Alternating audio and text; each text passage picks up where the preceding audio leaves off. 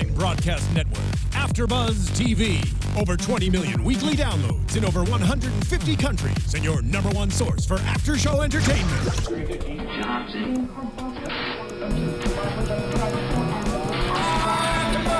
AFTERBUZZ TV, the destination for TV superfans. Producing after shows for over 300 of your favorite TV shows, interviewing celebrities and showrunners, and bringing you behind-the-scenes exclusives. All thanks to E! Entertainment's Maria Menounos, producer Kevin Undergaro, and internet leader Akamai.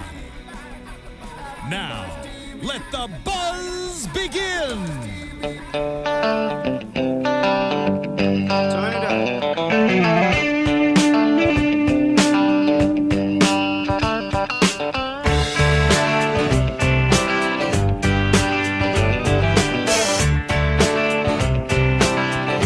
Hi everybody, this is Angelina, otherwise known as Little Egypt, here to do the Redneck Island Season 4 after show. I am so excited to be here. I've got Sean, the engineer, sitting right next to me. How you doing, Sean? Doing well. Good. Okay, so today it's the inaugural episode of Redneck Island Season 4, and oh my gosh, if you have been watching Seasons 1 through 3, get ready. Everything just turned on its head. I will first tell you that I've been watching Redneck Island for all 3 seasons. I came on to watching Redneck Island because I'm a big fan of Steve Austin. I come from the wrestling world myself, so I have a lot of respect for the work that we do in our industry. I have to tell you, Redneck Island 1 caught my heart. And it caught my heart because I loved the way that they casted this show. I felt for the first time after watching maybe Survivor Series for 10 seasons, it became just a different, all the characters looked the same. Redneck Island shows up and then all of a sudden I'm seeing people, rednecks, you can say of all shapes and sizes, getting involved in their culture. I get to participate. I get to watch as a viewer what the culture of a redneck is. I really fell in love with the people that were on Season 1. Season 2 came around. It was the same thing. It was a real winning formula. Those of you who are listening right now, I'd love for you to just kind of like take a second and think back on what those seasons were like if you were watching them. Season 2 was amazing. Again, the redneck culture was clearly apparent. And then Season 3 came along. The casting completely changed.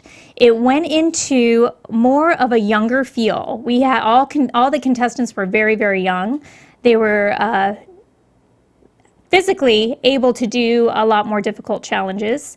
And at first, as a viewer, it took me a while to kind of accept that because I was so happy with Season 1 and 2, but then these young guys just captured my heart. The characters, I ended up falling in love with them too.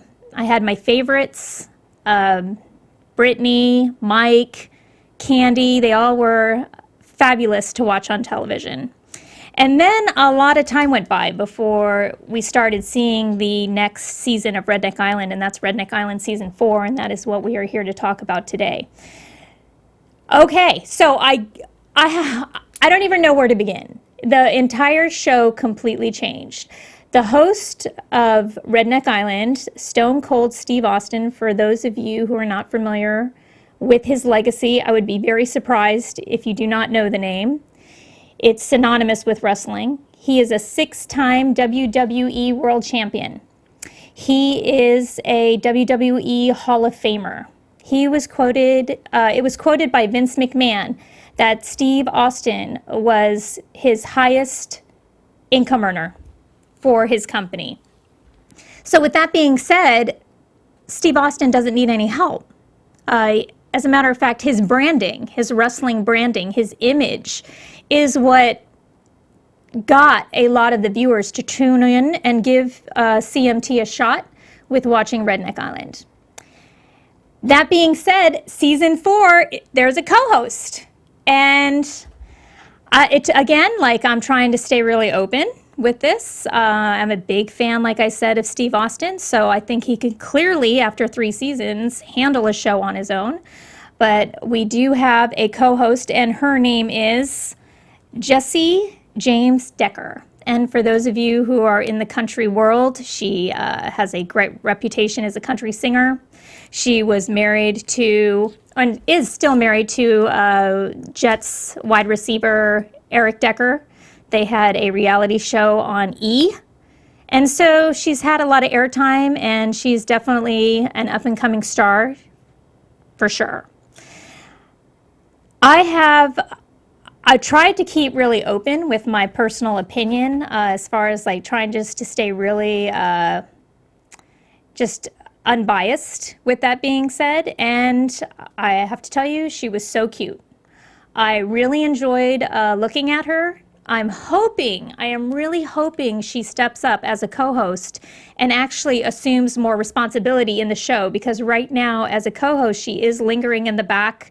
She spends most of her time standing near Steve Austin, and he's still running the show. So as a viewer, I'm a little confused.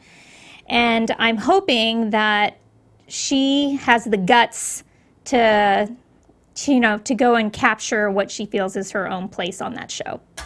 That being said, there are 24 rednecks that have entered season number 4 for Redneck Island and a chance to win $100,000. 24! Oh my gosh. I cannot go through and won't take your time going through all the characters.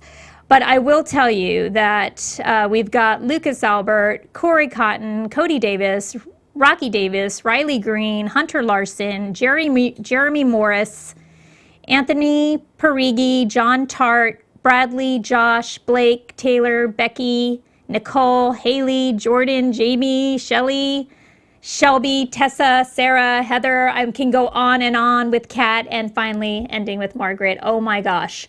How in the world are we going to be able to get through a season and fall in love with character development if there's so many characters to watch?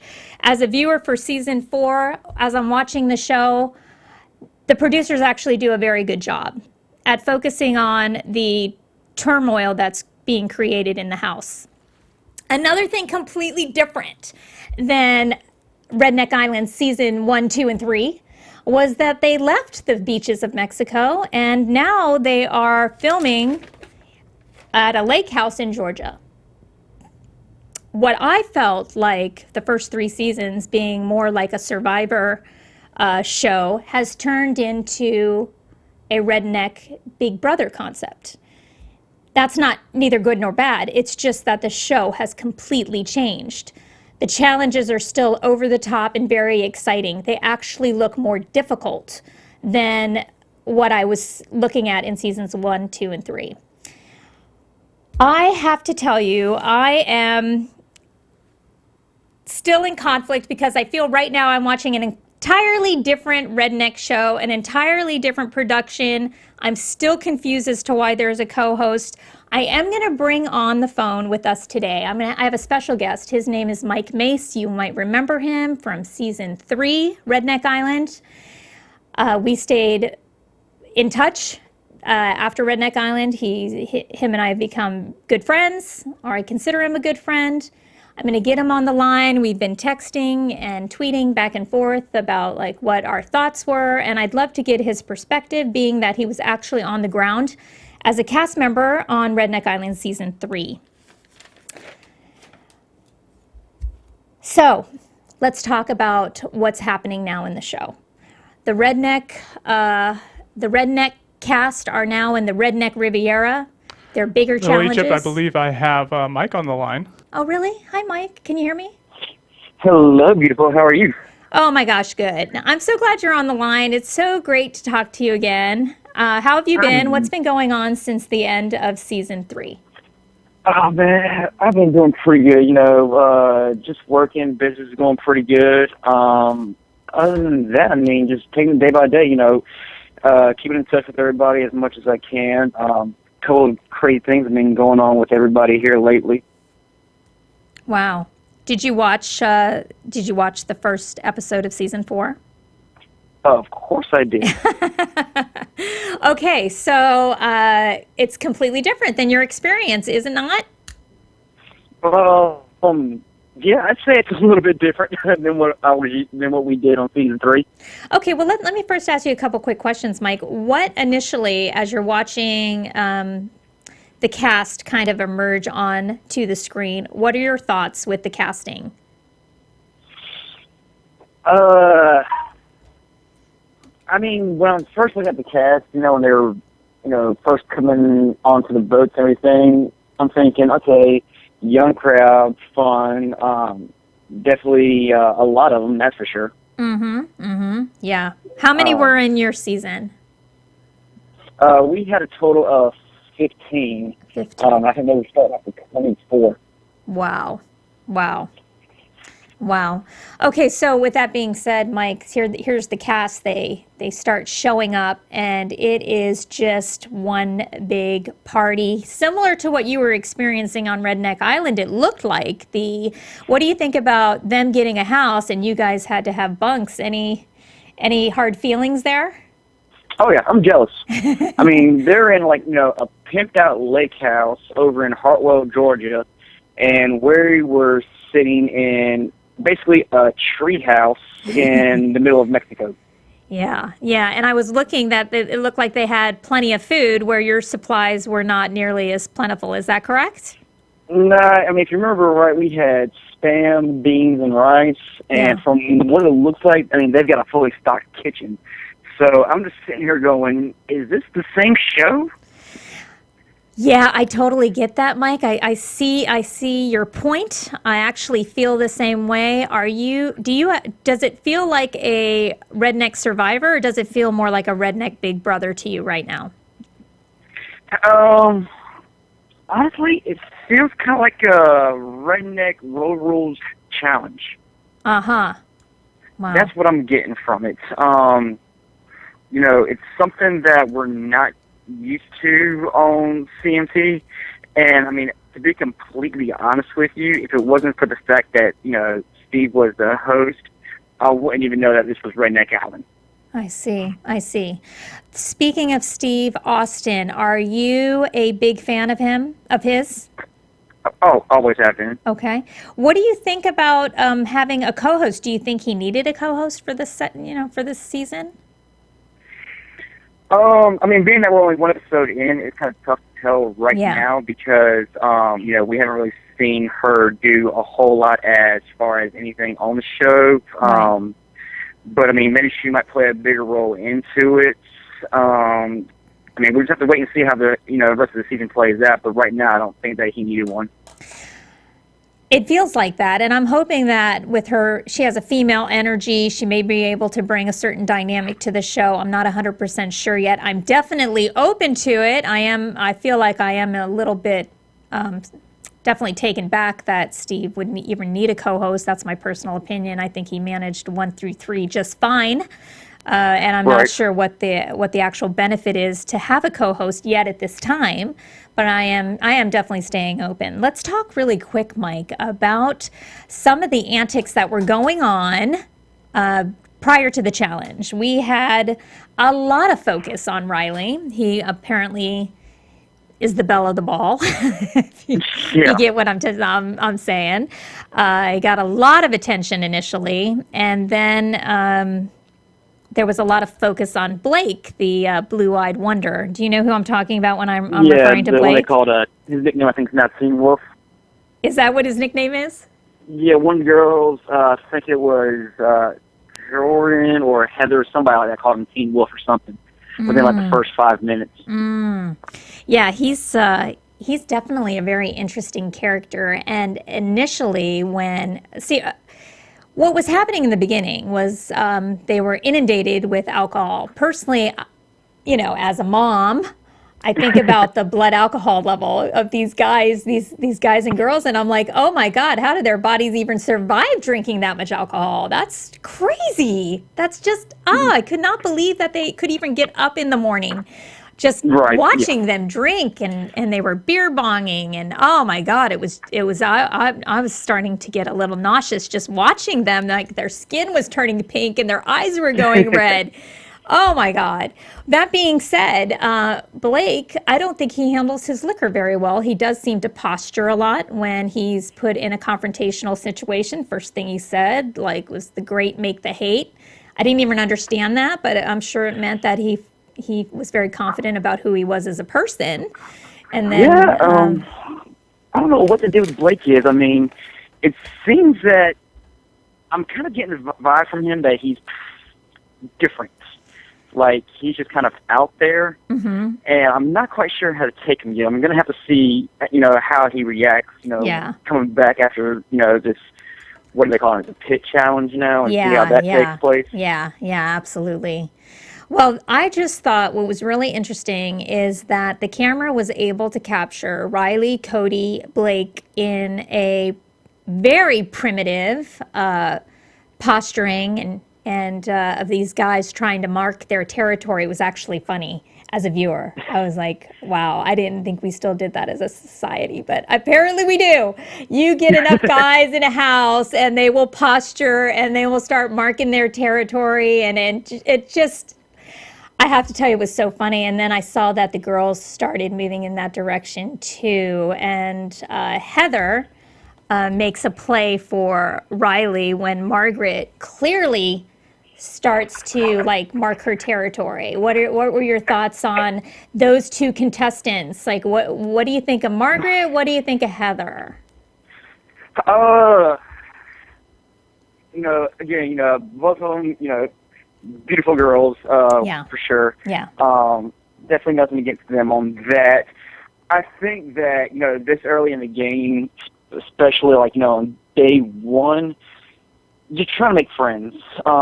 You're trying to get along with everybody. You're trying to fit in.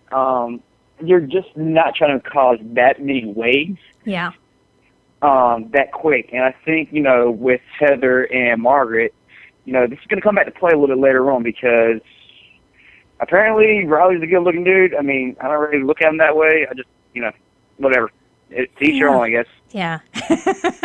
All right. So, Mike, you're actually someone who went through a entire season. You were able to see post-production editing. You have you come to a conclusion that what we're seeing on television is something that's been manipulated, or do you think that that's actually the characters developing? I'd love your thoughts on that. Of course, it looks like from our season, it took us 2 days to film one episode. So basically, you had to put 48 hours of footage into a 1 hour show, really about a 40-minute show, a 45-minute show, once you figure in commercial break and stuff. And it looks like that they had 3 days of filming in this in this first show. Obviously, there's a lot of stuff that gets cut on the editing floor. Yeah. You're not going to see everything. There's a lot of, sitting around, boring time, because, there's really, after a certain period of time, you're bored. I think, with post-production editing, you're catching the glimpses of who these people really are. Yeah. I haven't met any of them yet personally. I'm looking forward to it. Right. And seeing who they really are. But you get the essence of everybody captured pretty well. If you remember with our season, after the first day, you knew Bucket was the comedian that everybody loved. Right. You knew Travis was the guy that everybody hated. Right. You knew who we were. Right. And you had your idea of us. With these people, there's 24 of them. Yeah. I think I might have gotten a glimpse into about 8.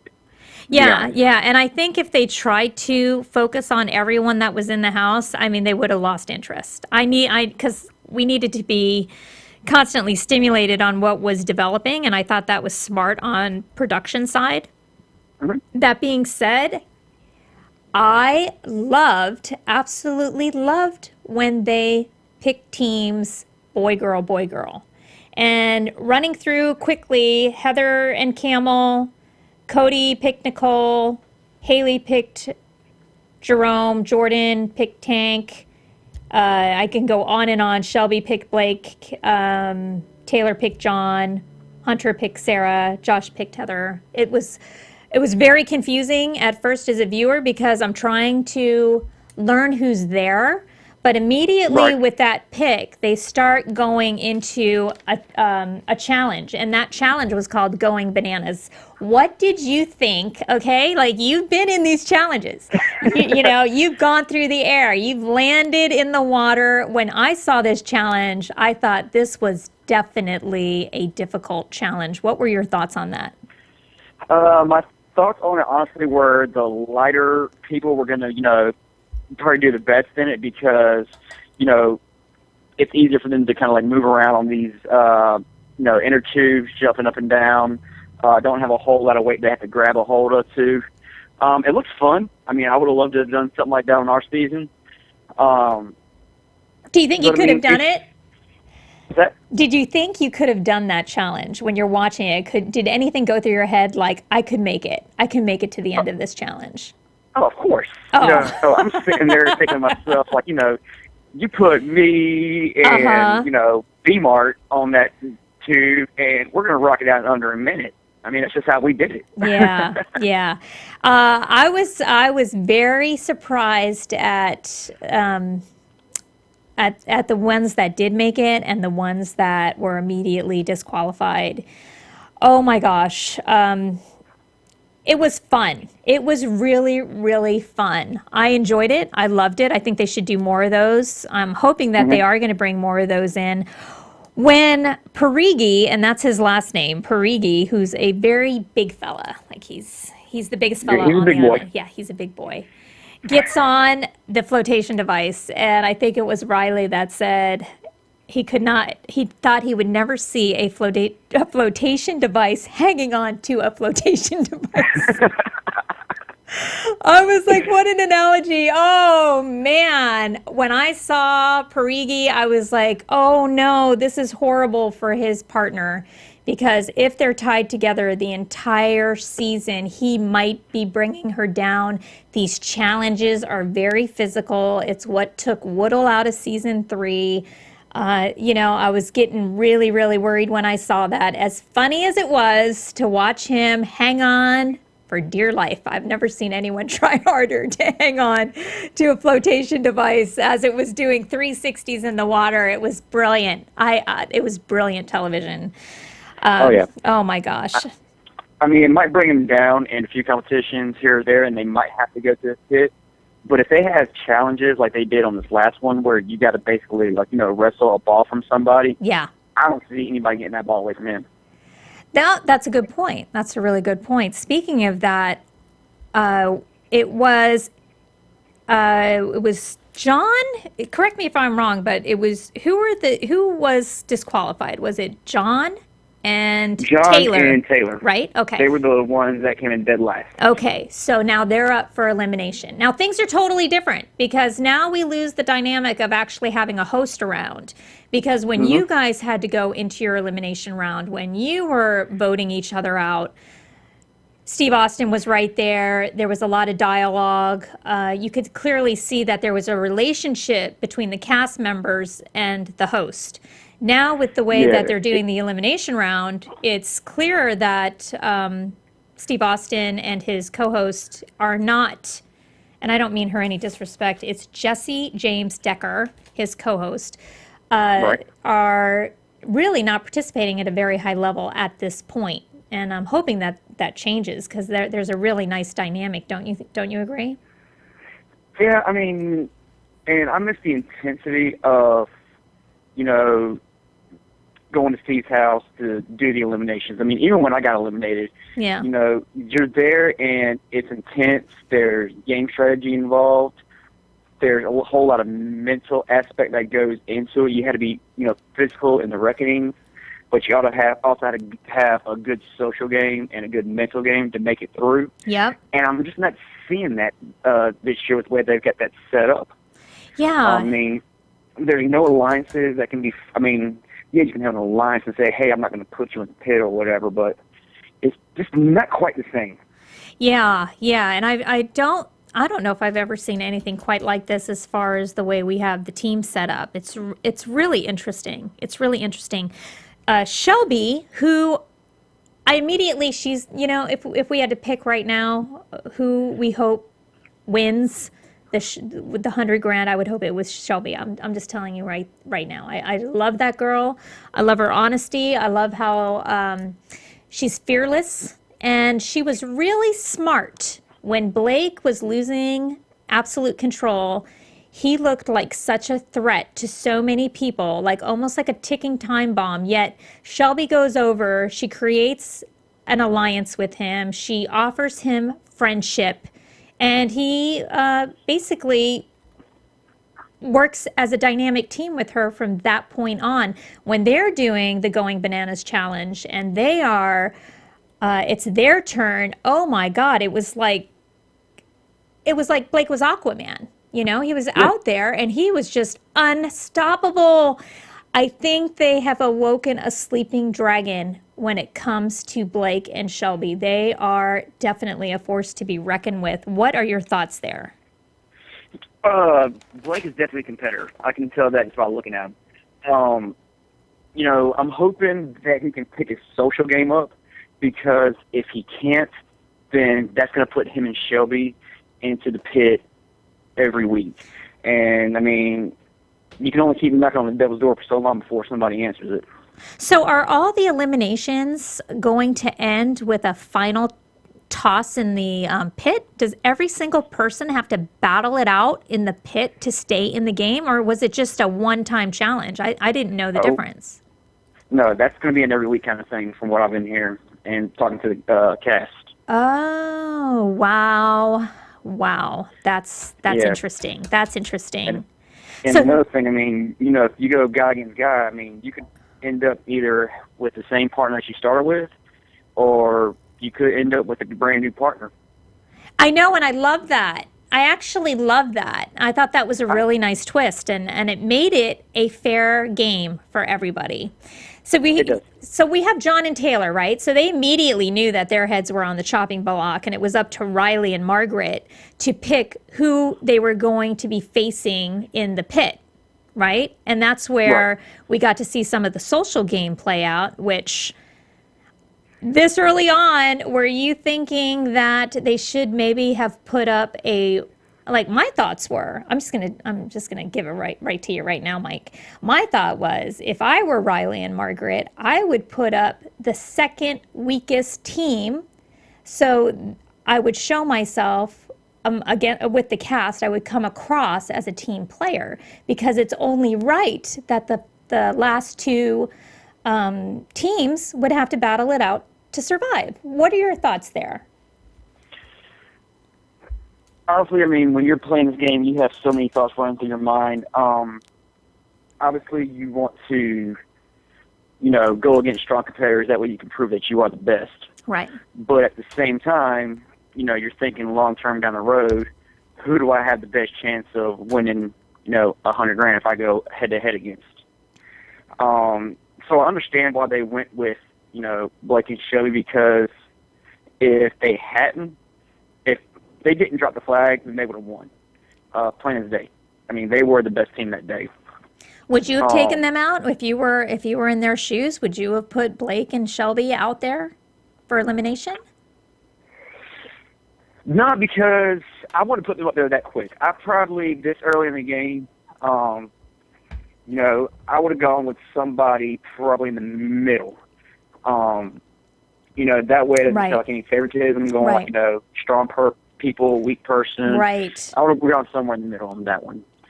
So here's what I thought was really interesting on the social culture of what I was seeing. Shelby finds out that she's going up for elimination. Oh boy, she is so well liked amongst the girls, because Margaret, by marking her territory early, by making a claim for Riley, alienated herself with the women. And Shelby used that opportunity to create relationships with the women. And so when Margaret picked Shelby, I thought, oh my God, that was such a bad move. I did not know what was going through her head, why she felt like Shelby was such a threat at this time. She could have had if she would have put somebody else up on the chopping block, she would have had the same relationship that Cody and Riley just made with each other, because their alliance had nothing to do with Margaret. Wouldn't you agree? Oh, yeah. And the thing that I thought was the funniest part was after, you know, they did pick Blake and Shelby to go for elimination, she starts complaining why, you know, Shelby's blowing up on her and calling her out. Well, I mean, it's pretty obvious if you think about it. Yeah. She's like, well, Rowdy's the one that picked her, not me. Oh, please, whatever. You're the one that picked her. Right. Yeah, it was pretty obvious. And who came out smelling like a daisy? She did, but I'll be honest with you, I don't really care for Margaret too much, to be honest with you, at this point. Right. Okay. And then also, I honestly feel that Riley doesn't have a target on his back like Margaret has on hers. What are your thoughts there? I agree. You know, problem with Riley, though, is whenever you win that first challenge, you put yourself out there as the dominant guy. Yeah. You put yourself out there as the alpha male, you know, it's my prize, come take it from me. And now you're going to target you back. Yeah.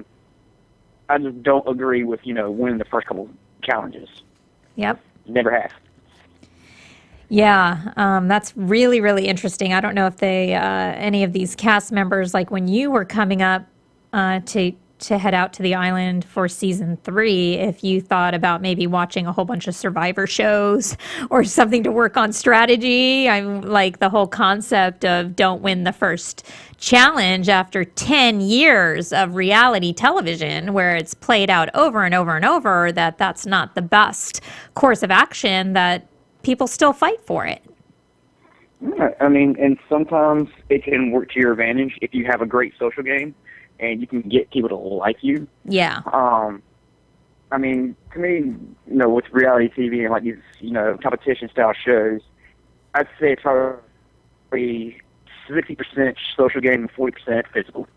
You got to be able to save yourself when you have to. Yep. But you also have to be able to secure the votes that you need to. But then again, in this case, there's no votes to be secured, so I guess it pretty much all is physical.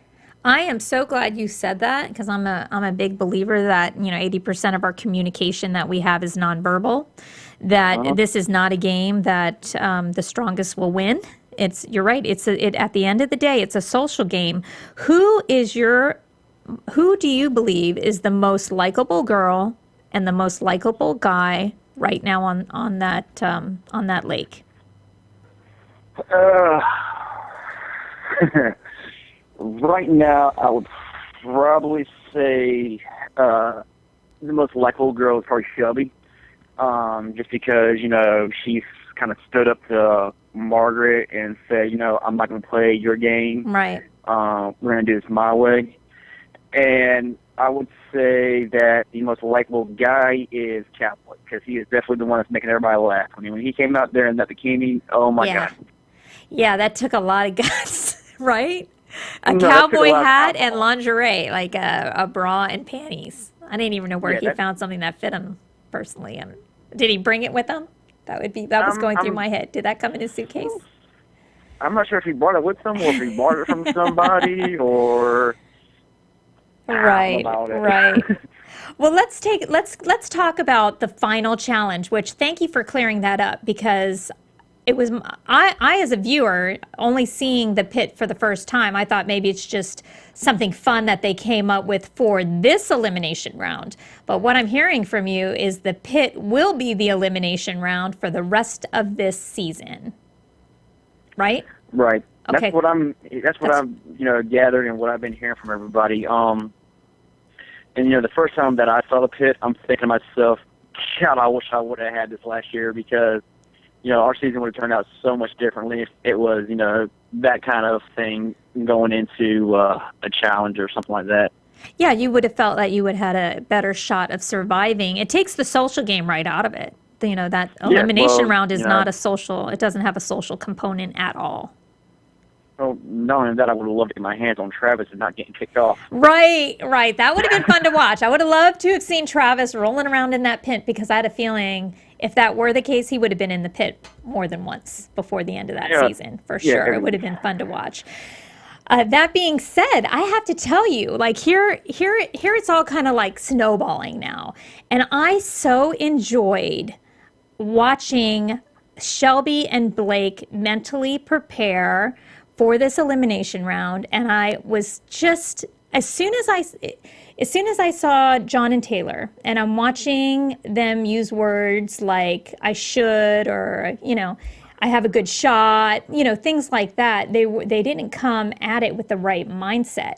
And Shelby, Right. holy cow! Like, when you ever want to accomplish anything physically, spiritually, emotionally, it doesn't matter. That mindset has to be there. And to get your mindset there, you have to constantly send those affirmations, those thoughts, that visualization out there. And Shelby was doing it. She was visualizing herself. There was no if, ands, or buts. She absolutely had to win that elimination round, and that's why she did. And the same holds true for Blake, and here's where I'm kind of liking Blake a little bit right now, and it could flip, I'm not sure, by next week.